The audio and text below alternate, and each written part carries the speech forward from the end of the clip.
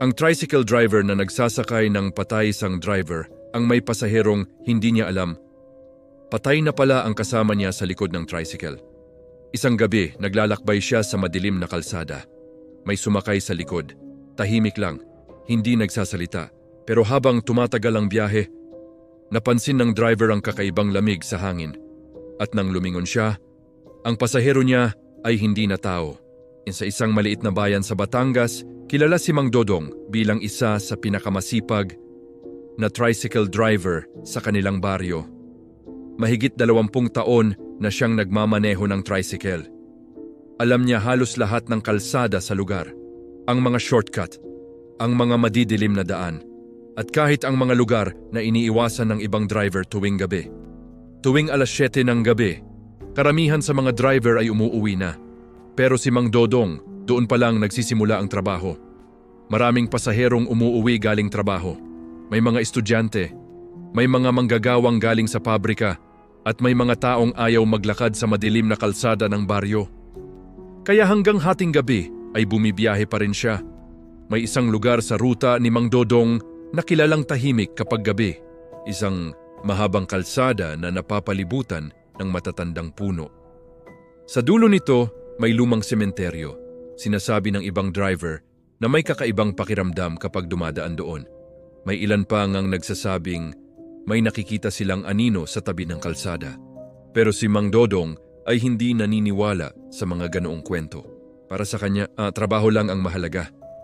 Isang gabi ng Oktubre, medyo maulan. Mahina ang ilaw ng mga poste sa kalsada, halos wala ng tao sa plaza.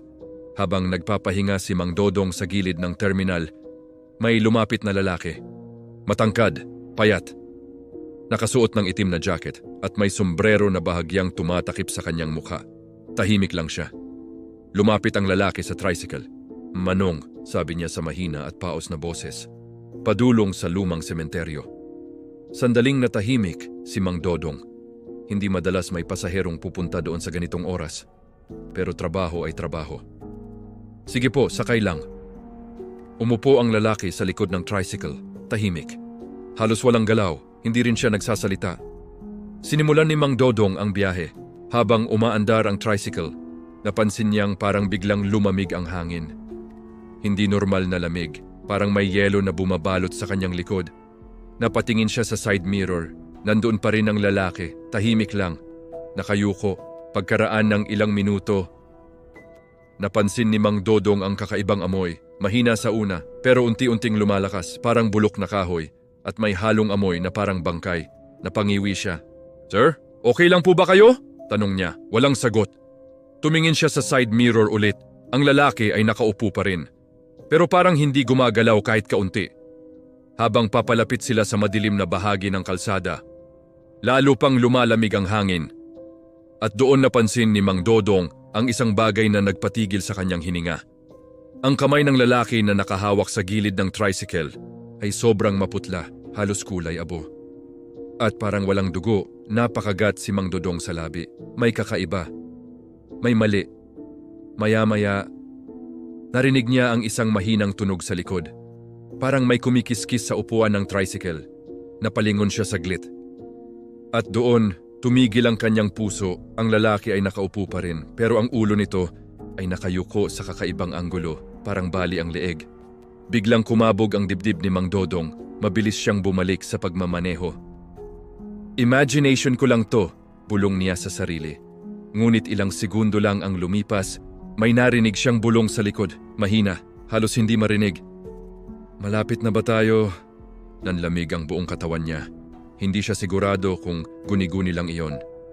Habang papalapit sila sa sementeryo, lalo pang lumalakas ang amoy. Parang nabubulok na laman. At parang mas mabigat ang pakiramdam ng hangin. Nang hindi na niya matiis, dahan-dahan siyang lumingon sa likod. At sa sandaling iyon, napasigaw siya. Wala na ang lalaki sa upuan. Pero ang upuan sa likod ay lumulubog pa rin. Parang may nakaupo pa rin doon. Nanigas si Mang Dodong sa takot. Pero hindi siya tumigil sa pagmamaneho. Mabilis niyang tinuloy ang biyahe papunta sa sementeryo. Pagdating sa harap ng gate, bigla ring nawala ang bigat sa likod.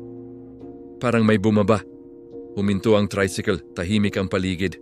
Walang tao, walang pasahero. Huminga ng malalim si Mang Dodong. "Salamat sa Diyos!" bulong niya, pero habang papabalik na siya sa kalsada, may napansin siyang kakaiba sa lupa. Isang lumang lapida malapit sa gate.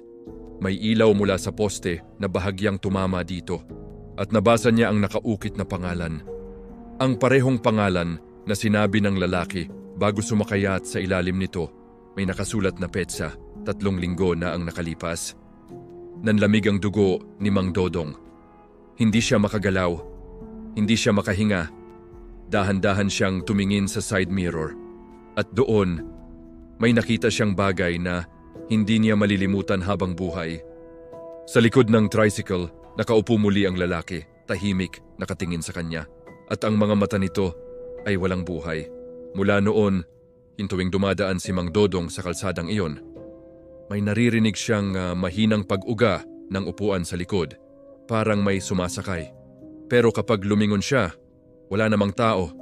May mga kapwa driver din na nagsasabing may nakikita silang anino sa likod ng kanyang tricycle kapag dumadaan siya sa sementeryo.